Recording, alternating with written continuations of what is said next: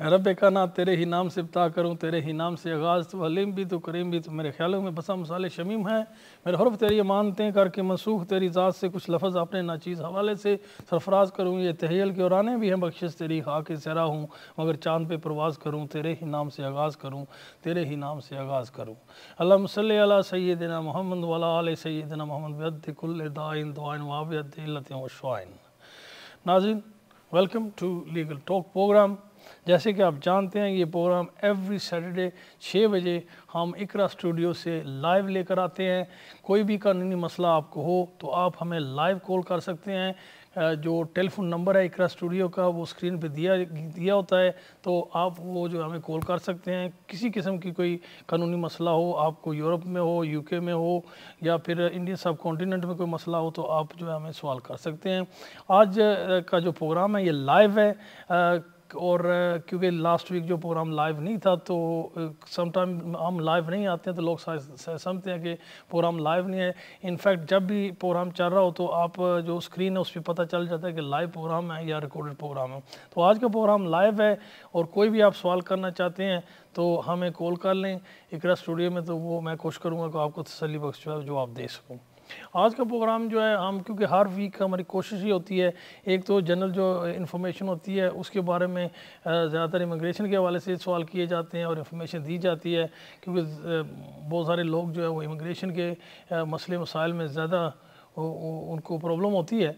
तो हम उसके अलावा जो है एक और सब्जेक्ट जो है उसके बारे में इंफॉर्मेशन देते हैं, अपडेट करते हैं कि क्या उसके हवाले से जो है कोई ऐसी क्या रूल्स हैं और क्या चेंजेस हैं, क्या नए रूल्स आए हैं। तो जी नाजरीन, एक फ़ोन है, हम ले लेते हैं, उसके बाद ये बात को सारी जारी और सारी रखेंगे। जी अस्सलाम वालेकुम, कौन कहाँ से? हेलो हेलो हेलो अस्सलाम वालेकुम। जी वालेकुम सलाम, कौन और कहाँ से? मैं जी आमिद बात कर रहा हूँ लंदन से। जी जी तो जी अस्सलाम वालेकुम। मेरा ये सवाल है कि हमारा 7 ईयर बेस पे लगा हुआ वो जो 10 ईयर रूट पे होता है वीज़ा, ठीक है। हाँ हाँ तो उस पे जो है ना हमारा दिसंबर को वो फिनिश होनी है, यानी कि हमारी एक्सटेंशन ड्यू है। तो हमने पहले भी ये सेकंड एक्सटेंशन है हमारी। जी तो जी। लास्ट टाइम भी हमें फी वेवर किया था हमने, तो मैंने पूछना है कि कब फी वेवर के लिए अप्लाई करना पड़ेगा। देखो फ़ी वेवर आप और अभी कर दें, क्योंकि फ़ी वेवर जो है ना आप बहुत ज़्यादा वो टाइम लगा रहे हैं, एटलीस्ट जो है 3-4 माह जो है वो लगा रहे हैं फ़ी वेवर का फ़ैसला करने में। तो आपको स्ट्रेट अवे जो है ना ये जो वीक आ रही है इसी वीक में जो है ना, अगर कोई वकील है उसके पास जाएँ और अपना फ़ी वेवर जो है वो कर दें कि आपने बैंक स्टेटमेंट ही दिखानी है उन्हें दिखाएँ और फ़ी वेवर कर दें, क्योंकि फ़ी वेवर डेफिनेटली जो है ना ये 3-4 माह जो है लगा रहे हैं, बहुत ज़्यादा टाइम लगा रहे हैं। पहले इतना टाइम नहीं लगाते थे, तो हम क्योंकि हम बहुत ज़्यादा फ़ी वेवर करते हैं तो बहुत ज़्यादा टाइम लगा रहे हैं। तो बेहतर है कि अगर दिसंबर में है तो अभी अगर करेंगे तो मोस्ट लाइकली दिसंबर तक आपका फ़ी वेवर का जो है फैसला आ जाएगा। अगर अगर आगे पीछे हो जाए, क्योंकि वकील से बात हुई थी तो वो उसने तो ये कहा है कि 2 से 3 वीक में जवाब आ जाता है, तो यानी कि 3 से 3-4 वीक में। तो आप कह रहे हैं 3 महीने, तो इसलिए मुझे समझ नहीं आ रही कि अभी करना देखो चाहिए या जो भी वकील ये कह रहा है ना उससे मैं तो यही कहूँगा उससे केस भी ना कराना, क्योंकि वो उसने फ़ी वेवर को एप्लीकेशन रिसेंटली नहीं डाला है। क्योंकि अगर उसने रिसेंटली केस फ़ी वेवर का एप्लीकेशन डाला होता ना तो वो कभी भी ये बात नहीं कहता। ये पिछले 6 माह से तकरीबन जो है ये चाहे सिलसिला चला आ रहा है कि फ़ी वेवर का वो तकरीबन 3 से 4 मंथ तक लगा रहे हैं। हम ये रेगुलर केस करते हैं और इतना जो है ये नॉर्मल टाइम है। तो आपके लिए बेहतर है कि अभी आप जो है वो एक्चुअली अप्लाई कर दें, दिसंबर तक आपका फ़ैसला आ जाएगा। क्योंकि दिसंबर के बाद भी अगर आता है तो क्योंकि आपने ऑलरेडी फ़ी वेवर अप्लाई किया हुआ है तो फिर वो आपको टाइम देते हैं जब तक आपका फ़ैसला नहीं आता है। तो आपके लिए ठीक। बेहतर यही है तो ये कि अगर पहले अगर आ जाए जवाब तो उसमें कोई नुकसान तो नहीं है, यानी नहीं नहीं, कि इसमें कौन पता। सा क्या नुकसान है, कोई नुकसान नहीं है। हम्म। हाँ तो ये अगर अप्लाई करते हैं तो ये डेफिनेटली जो है जल्दी वो नहीं दे रहे, क्योंकि बहुत सारा बैकलॉग है और बहुत सारे लोग जो है ना वो एक्चुअली फ़ी वेवर के लिए अप्लाई करते हैं आजकल। और उसके मसला एक और भी है कि जो है ना अब वो बड़ी केयरफुल होकर ना वो देखते देखते हैं आपका फ़ी वेवर। पहले बहुत जल्दी लोगों को फ़ी वेवर भी मिल जाते थे, अब वो एक्चुअली बहुत ज़्यादा सवाल करते हैं और इंक्वायरी भी ज़्यादा करते हैं। आपकी जो बैंक स्टेटमेंट वगैरह सबको वो चेक करेंगे, आपका पूरे का पूरा जो है बायोडाटा चेक करते हैं, उसकी वजह से अब ज़्यादा देर लग रही है। क्योंकि अब वो स्ट्रिक्ट कर दिया उन्होंने एक्चुअली। जो पहले ही था ना, आज एक साल पीछे या उससे पहले जो है वो एक्चुअली आसान था फ़ी वेवर लेना, अब फ़ी वेवर लेना इतना आसान नहीं रहा है। क्योंकि हमारा जो है ना वो साथ में ये भी है कि हमें वो ये पब्लिक फंड वो भी हम ले रहे हैं, क्योंकि पार्ट टाइम मैं भी जॉब कर रहा हूँ, मेरी वाइफ भी कर रही है, तो 6 महीने की अगर है वो तो पेपर वर्क तो हमारा यानी कि बिल्कुल सही है, वो तो प्रॉब्लम नहीं है कि अगर वो चेक करना लेकिन चाहते वो हैं तो वो अपने कर। सब जो डिफरेंट दायरे होते हैं उनसे वो एक्चुअली इन्फॉर्मेशन तो लेंगे ना, तो इन्फॉर्मेशन जब किसी दूसरे से लेते हैं तो वो उसका जवाब आते आते टाइम लगता है ना। बेशक आपने तो सारा क्लियर कर दिया, पेपर वर्क भी दे दिया, लेकिन उस पेपर वर्क की जो उन्होंने इन्फॉर्मेशन भेजनी है उस डिपार्टमेंट को, जब तक वो डिपार्टमेंट उनको बेसिक जवाब नहीं देंगे तब तक वो फ़ी वेवर जो है उसको प्रोसेस नहीं करेंगे। तो बेस्ट टाइम आपके ख्याल से जो है 31 जो हमारी हम अपने तजर्बे से बता रहे हैं, जो टाइम वो लगा रहे हैं उससे हिसाब से आपको इस हफ्ते या नेक्स्ट हफ्ते तक एक्चुअल एप्लीकेशन कर देना चाहिए। अगर आपकी फ़ी जो एप्लीकेशन की एक्सटेंशन जो है वो दिसंबर में है, क्योंकि 28 डे तो वैसे भी आप पहले अप्लाई कर सकते हैं ना। अगर आपकी एक्सटेंशन दिसंबर में है तो नवंबर में आप अप्लाई कर सकते हैं। उस हवाले से तो बेसिकली वो इतना टाइम जो बड़ी आसानी से वो लगा देंगे। अच्छा, मैंने बस ये सवाल करना है कि लास्ट टाइम जो हमें उनने डिसीजन भेजा था ना, यानी कि जो हमारी हुई थी, जो जब उन्होंने हमारी जो एक्सटेंशन हुई थी तो उनने जो हमें वो भेजा था, जो हमें जो भेजा था, जो डिसीजन उन्होंने भेजा था, उसमें कुछ हमें जो कन्फ्यूजन है वो कुछ समझ नहीं आई। वो मैंने आपसे पूछना चाहता हूँ कि उन्होंने लिखा था कि you have been granted permission to stay in the UK under the immigration rules for family member as a partner on the 10-year route to settlement. You do not, उसमें नीचे लिखा हुआ है, you do not meet the requirements for the route you applied for the under the private life rules. I have considered whether you meet the requirements of any other family or private life routes and decided that you do. We have decided that you do not meet the requirements for a grant to leave under the 10-year partner route under paragraph लिखा हुआ है RLTRP 1.1 A, B and D of appendix FM because your partner is not British or settled in the UK with refugee leave, humiliations, protection और एक इधर नहीं set है। आप मुझे ये बताएं कि आपने अपनी वाइफ की बेसिस पे एप्लीकेशन दिया था या बच्चों के बेसिस पे दिया हुआ है? नहीं, हमने बच्चों की बेस पे किया था कि बच्चा हमारा इधर बोर्न हुआ था तो 7 ईयर रूट पे हमने किया था, तो वो तो भी माशाल्लाह 14 साल का हो गया। हाँ, तो उसी वजह से आपको दिया हुआ ना। फिर ये स्पाउस जो बात कर रहे हैं वो स्पाउस के बेसिस तो नहीं दिया हुआ ना उन्होंने। वो तो दिया नहीं हुआ, तो ये मुझे हमें ये स्टैंडर्ड लेटर है यार, इससे तो आपको इतना फिक्रमंद क्यों है? ये जो लेटर होते हैं ना, ये स्टैंडर्ड लेटर होते हैं। ये नहीं है कि ये आपका इसमें सिर्फ आपका नाम बदला हुआ है, बाकी आपकी डेट वगैरह जो है वही है। बाकी ये तकरीबन स्टैंडर्ड लेटर होते हैं। अगर ये आपको नहीं अप्लाई करते, वो एक उनका तरीकाकार है डिसीजन देने का कि ये हमने चेक किया। जब वो अप्लाई नहीं करता तो चेक करने का मकसद क्या है?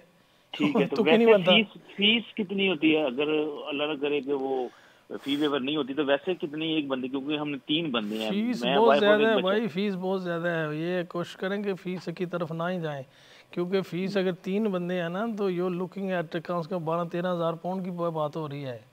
जी वो बहुत ज़्यादा है। तो ऑब्वियसली जो है ना, आप जो कह रहे हैं सिर्फ आपके अकाउंट में जो है ना 2-3 हज़ार से ज़्यादा पैसा नहीं होना चाहिए अकाउंट में। तो जो साहब है वो तो 100 पाउंड भी नहीं बचता जिस हिसाब से। तो फिर फी एग्जाम्पशन मिल जाएगी, टाइम लगाएंगे, वो चेक करते हैं। जब आपसे पहले ली थी ना 2 साल पहले, उस वक्त बड़ा आसान था।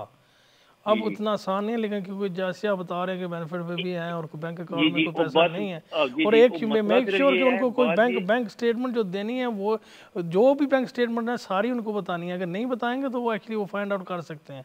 तो ऐसा मत करना। वो तो लास्ट टाइम ऐसे हुआ था, हमने किया था। लेकिन मसला सिर्फ ये है कि जो मेरी जो जॉब है ना वो मुझे यानी कि बैंक अकाउंट में नहीं आता, लेकिन जो एक पार्ट है मेरा शो है, लेकिन बैंक अकाउंट में नहीं आता। उससे कोई प्रॉब्लम तो नहीं होती? नहीं, उससे कोई प्रॉब्लम नहीं। उन्होंने बैंक में देखना है कि क्या आपके पास एक्चुअल जो है ना डिपॉजिट क्या है बैंक में, आपका बैलेंस क्या है, वो उसको देखेंगे। ऑब्वियसली आपकी जो जॉब है उसकी तो एविडेंस तो वो मांगेंगे ना कि आप क्या निकाले, कोई सैलरी स्लिप होगी कुछ तो मांगेंगे ना, वो पे स्लिप मांगेंगे। बिल्कुल हाँ, वो तो मांगेंगे।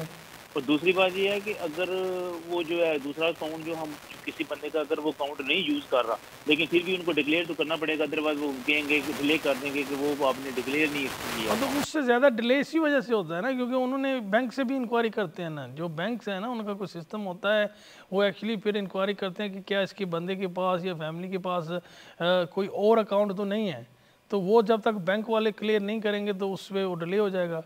वो तो इंक्वायरी ज़रूर करेंगे, अगर बैंक अकाउंट सब भी आप दे दें ना, फिर भी वो बैंक से इंक्वायरी ज़रूर कराते हैं, वो स्टैंडर्ड चलिए प्रोसीजर सही, है उनका। ठीक है, फिर ठीक इसका है, मतलब है कि हमने जो भी करना है 1-2 वीक में हम कर हाँ लें। वो वो कर 6 दें तो महीने की बेहतर पे है। स्लिप होती है उसमें, या जो है होगी बैंक या स्टेटमेंट, और वो भी है। वकील या का मतलब है कि वो उसने हमें सही इन्फॉर्मेशन नहीं दी, जो उसने नहीं, कहा है उसने कि कोई जी 1-2 रिसेंटली वीक में। अप्लाई नहीं किया होगा। अगर वो उसने ये कहा है ना, तो उसने फिर रिसेंटली कोई अप्लाई नहीं किया, इसलिए उसने कोई फ़ी एग्जाम्पशन वाला कोई केस उसके पास आया ही नहीं है, या उतना बिजी नहीं है, उसके पास इतने ज़्यादा इमिग्रेशन केसेस आते ही नहीं है। क्योंकि ये चलिए तो सही है। आजकल तो एवरी ऑलमोस्ट एवरी सेकंड जो क्लाइंट है वो अप्लाई कर रहा है, क्योंकि पैसे ज़्यादा हैं। तो ठीक है, ये बिल्कुल सही बात बड़े है, मुश्किल से 12,000 पे कर पाउंड है। सकते, तो ऑलमोस्ट हमारे पास एवरी सेकंड क्लाइंट जो आ रहा है वही उसके लिए फ़ी एग्जाम्पशन अप्लाई करनी पड़ती है। तो हम सरप्राइज़ कि उसने ये बात कहाँ से की है, क्यों की है।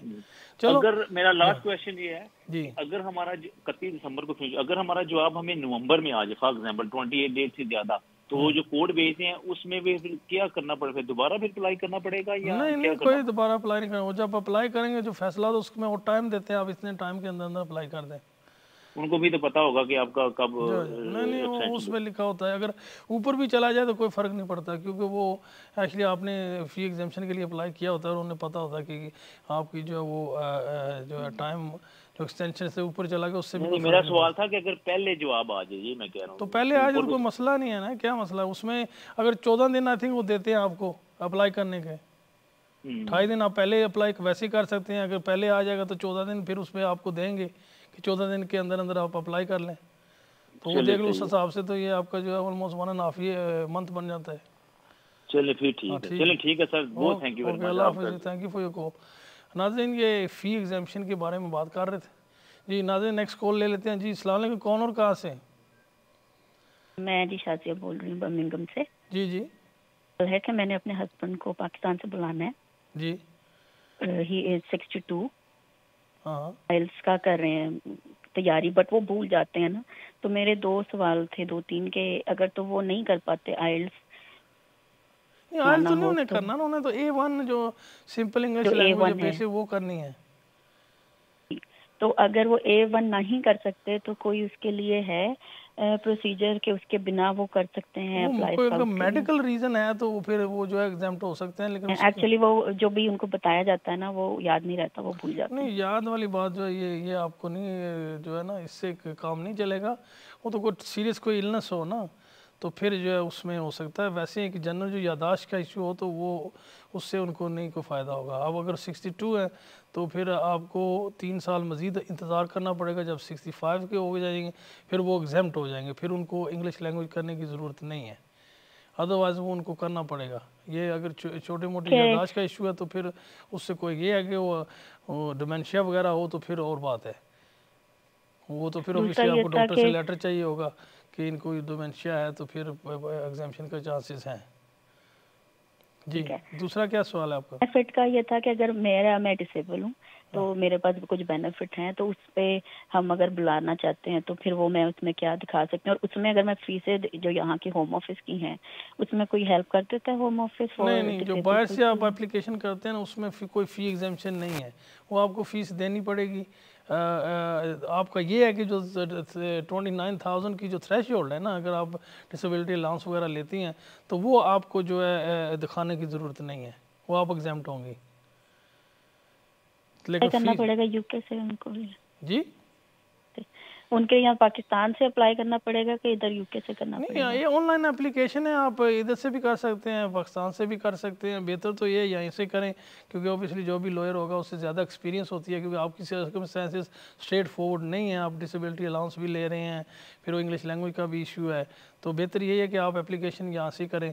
और डॉक्यूमेंट तो सब अपलोड ही होते हैं, वहाँ भी करेंगे तो वो भी अपलोड होंगे, यहाँ भी होंगे तो अपलोड ही होंगे।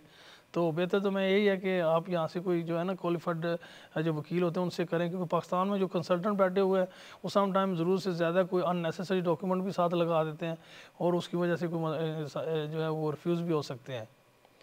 तो बेहतर है आप यहाँ से एप्लीकेशन करें। Thank you very much. Thank you very much. नाजरीन, ये 2 कॉलर थे, तो क्योंकि आज लाइव प्रोग्राम है इसलिए जो भी देख रहे हैं अगर कोई मसला है तो आप हमें कॉल कर सकते हैं। पहले जो क्लाइंट थे उन्होंने बात की जो है फ़ी एग्जाम्पशन की। फ़ी एग्जाम्पशन जो है ये क्योंकि फ़ीसेस आप जानते हैं कि एवरी ईयर अप्रैल में जो है वो इंक्रीज़ करते हैं, और लास्ट ईयर और पिछले आई थिंक 2 साल से तो वो 2 दफ़ा साल में इंक्रीज़ करते रहे। तो हेल्थ चार्जेस भी वो आपको देनी पड़ती है, जो आप यहाँ पे जो मेडिकल हेल्प लेते हैं अपनी हेल्थ के लिए, तो उसके लिए वो एडवांस आपसे पैसे ले लेते हैं, तो वो भी जो है फ़ीस काफ़ी हाई है, और इमिग्रेशन चार्जेस जो हैं वो भी बड़े हाई हैं। तो आई थिंक एक इंडिविजुअल डिपेंडिंग कि कौन सा एप्लीकेशन कर रहा है, ये स्पाउस वीज़ा वगैरह वाले जो हैं इनको तो तकरीबन 5000 पाउंड तक जो है वो देना पड़ता है। तो ज़्यादातर लोग जो हैं उनके पास इतने पैसे होते नहीं हैं। जब वो एक्सटेंशन अप्लाई करते हैं विद इन द कंट्री, बाहर से जब आप एप्लीकेशन करना चाहते हैं, आप अपने स्पाउस को बुलाना चाहते हैं, कोई भी एप्लीकेशन, उसमें कोई भी एग्जामिशन एज सच नहीं है। जो अगर आप यूके में मौजूद हैं तो यहाँ से एप्लीकेशन जब करते हैं तो आपको फ़ी एग्जाम्पशन का हक है कि आप अप्लाई करें। उसमें वो एप्लीकेशन आप अपने जो एक्सटेंशन का एप्लीकेशन उससे पहले ही एप्लीकेशन देना पड़ता है कि देखिए मेरी एक्सटेंशन आ रही है, मैंने अप्लाई करना है, मेरे पास जो फ़ीस आप मांग रहे हैं वो नहीं है, तो आप ये नज़रसानी करें तो मुझे एग्जाम्पशन करें। उसमें वो आपके बैंक स्टेटमेंट देखेंगे, अगर आप काम कर रहे हैं तो आपकी सैलरी स्लिप देखेंगे, दोनों मियाँ बीवी की देखेंगे कि क्या इनकी अर्निंग है और उसके बाद इनकी सेविंग क्या है। और अगर 2 या 3 हज़ार पाउंड है तो फिर तो आपको डेफिनेटली जो है वो फ़ी एग्जाम्पशन मिल जाएगी। लेकिन कुछ लोग क्या करते हैं, हमारे पास आते हैं तो हमसे भी वो एक्चुअली फैक्ट्स जो है वो छुपाते हैं।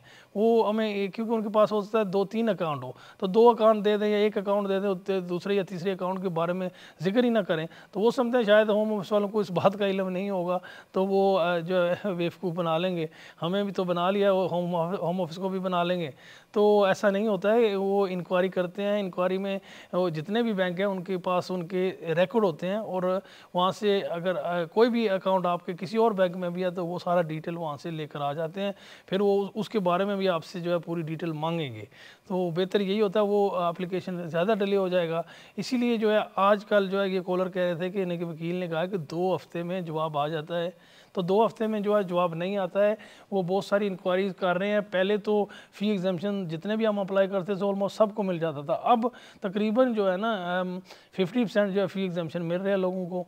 ये उन्होंने सख्ती कर दी है और बहुत ज़्यादा इंक्वायरी करते हैं, इसलिए जो है ये डिले हो रहे हैं और बहुत ज़्यादा लोग अप्लाई कर रहे हैं, और इसलिए बैकलॉग भी बढ़ चुका है। 2 या 3 माह का जो अरसा है वो लेते हैं डिसीजन लेने में। तो बेहतर यही है कि अगर आपकी एक्सटेंशन ड्यू है 1-2 मंथ या 3 मंथ के अंदर अंदर, तो आप बेहतर है कि एप्लीकेशन पहले ही कर दें, क्योंकि वैसे भी 28 दिन का आपको होता है जब आपकी एक्सपायरी होने वाली है, तो 28 दिन से पहले आप एप्लीकेशन कर सकते हैं। और जब आपको फ़ी एग्जाम्पशन मिल जाती है तो 14 दिन का भी टाइम देते हैं कि आप एप्लीकेशन कर लें। तो ये बेहतर है कि आप पहले से ही जो है वो एडवाइस ले रहे हो और एप्लीकेशन कर लें। हमारे दूसरे कॉलर थे, वो एक्चुअली डिसेबिलिटी अलाउंस ले रहे थे।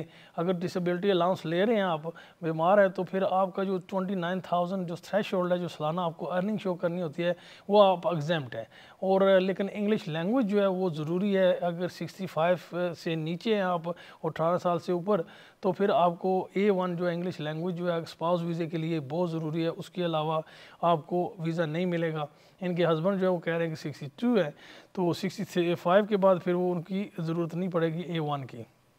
अगर आपका कोई भी सवाल है वो आप हमसे जो है वो कॉल कर सकते हैं। बात मैं जो है वो कह रहा था कि आज जैसे हमने प्रोग्राम शुरू किया कि नॉर्मली हम एक सब्जेक्ट और लेते हैं जिसके बारे में लोगों को अपडेट करते हैं, तो इस आज हम लैंडलॉर्ड और टेनेंट जो था उसके बारे में बात करना चाहते हैं। यूके में जो लैंडलॉर्ड और टेनेंट के रूल्स एंड रेगुलेशन है उसके बारे में बात करना चाहते हैं, क्योंकि ये एक ऐसा एरिया है जिसमें जो लोग इमिग्रेशन वाले बाहर से वर्क परमिट वाले आए हुए थे या स्टूडेंट आए हुए थे, उनको भी अकोमोडेशन का इशू बनता है, और यहाँ पे जो लैंडलॉर्ड है उनको भी बहुत सारे इशू बनते हैं, टेनर को भी बड़ा इशू बनते हैं।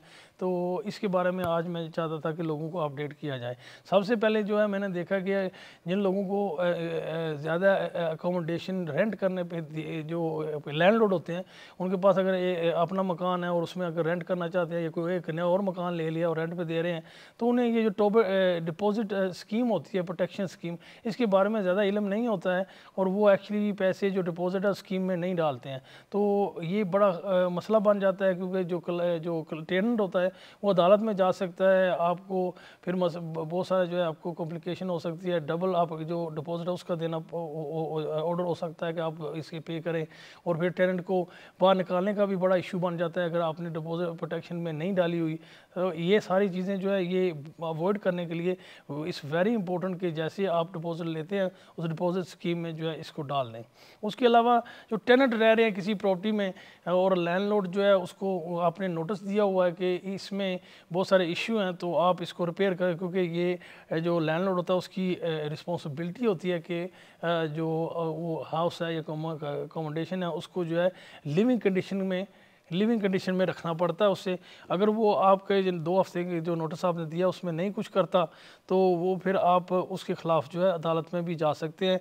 जैसे कि अगर इलेक्ट्रिकल का कोई इशू है, पाइप्स का कोई इशू है, विंडो वगैरह का कोई इशू है, डैम्प का इशू है, कोई वहाँ पे कीड़े मकोड़ों का इशू है, कोई भी इशू जो है बेसिकली जो एक्चुअली आपके रहने में दिक्कत पैदा करती है या लिविंग जगह को ख़तरनाक करती है या आपकी हेल्थ का इशू बन जाता है कि वो कोई वहाँ पे डैम्प की वजह से या और कोई ऐसी चीज़ें हैं जो वहाँ पे रिपेयरेबल है और आपका जो लैंडलॉर्ड है उसको कोई भी जो है वो इनफैक्ट आपका नोटिस नहीं ले रहा, तो आप अदालत में भी जा सकते हैं उसके ख़िलाफ़। तो ये लैंडलॉर्ड को भी चाहिए कि जब कोई भी टेनेंट जो है आपको नोटिस देता है कि ये चीज़ें जो है यहाँ पे मसला बना हुआ है, तो आपका फ़र्ज़ बनता है कि बाय लॉ उनको जो है तो वो उनको जो है इसको रिपेयर करे विद इन जो टाइम पीरियड होता है उसके अंदर। अदरवाइज़ जो है ये बहुत बड़ा मसला है। बहुत सारे ऐसे लोग हैं जो एक्चुअली उन्हें समझ नहीं होती लोगों की, वो इग्नोर कर देते हैं। वो जब इग्नोर कर देते हैं तो टेनेंट जो है ज़्यादा टेनेंट, क्योंकि टेनेंट जो होते हैं कि वो रेगुलर इस बेसिस पे एक मकान से दूसरे मकान से बड़े अरसे से वो रह रहे होते हैं, तो उनको अपने हकूक़ के बारे में लैंडलॉर्ड से ज़्यादा इल्म होता है। तो उन्हें पूरा पता होता है कि इनफैक्ट अगर ये काम उसने नहीं किया, इसने टाइम में नहीं किया, तो वो आपको अदालत में लेकर जा सकते हैं। उससे उन्हें बड़ा जो है वो एक जो है वो मसला क्रिएट कर देते हैं लैंडलॉर्ड के लिए, और वो वकीलों को भी जानते होते हैं। उनके ज़्यादातर जो है वो हो सकता है कि वो लीगल एड पे जो है वो काम करा लें। तो इसलिए ये बहुत ज़रूरी होता है कि आप टेनेंट को जो जगह दें वो एक्चुअली लिविंग कंडीशन जो है वो कंप्लाई करनी चाहिए उन्हें। और जो है जी नाज़रीन, इनफैक्ट टाइम हो रहा है ब्रेक का, तो आपको मिलते हैं ब्रेक के बाद।